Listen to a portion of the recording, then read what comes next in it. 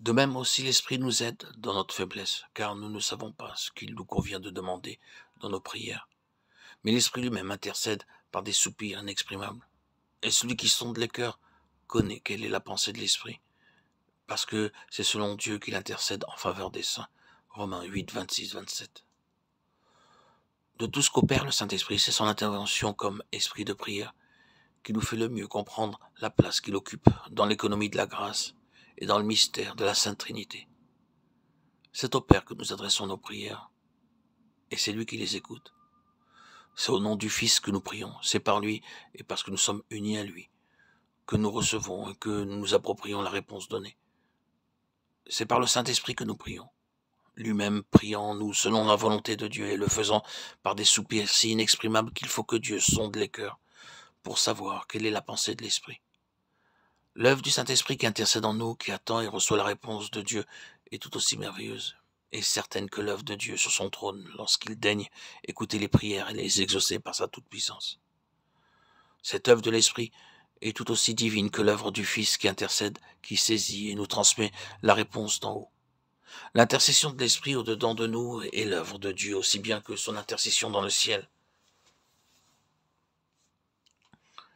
À la création du monde, ce fut l'Esprit qui se mit en contact avec la matière ténébreuse et inanimée du chaos pour lui communiquer force de vie et fertilité.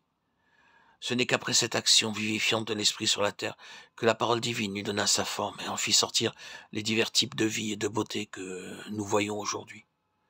De même, à la création de l'homme, ce fut l'Esprit que Dieu souffla dans le corps qu'il avait formé de la poudre de la terre, afin qu'il s'unît à cette matière qui, sans lui, serait restée inerte. Pour Jésus aussi, ce fut par l'intervention de l'Esprit que son corps fut créé. Ce corps dans lequel l'Esprit devait habiter, et plus tard ce fut par l'Esprit encore que Christ ressuscita. 1 Pierre 3, 18. C'est de même par lui que notre corps devient le temple du Dieu vivant, et que nous sommes alors les membres du corps de Christ. 2 Corinthiens 6, 16, Éphésiens 5, 30, 1 Corinthiens 6, 15. En général, on ne voit dans l'Esprit que ses rapports avec la nature spirituelle de l'être divin, et on croit qu'il se tient bien loin de la matière, infime et grossière.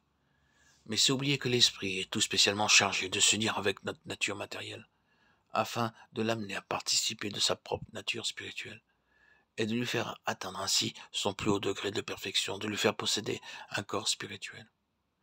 Il est essentiel de bien saisir ce qu'est ici l'action de l'Esprit, pour pouvoir comprendre aussi quelle est sa place dans l'œuvre divine de la rédemption.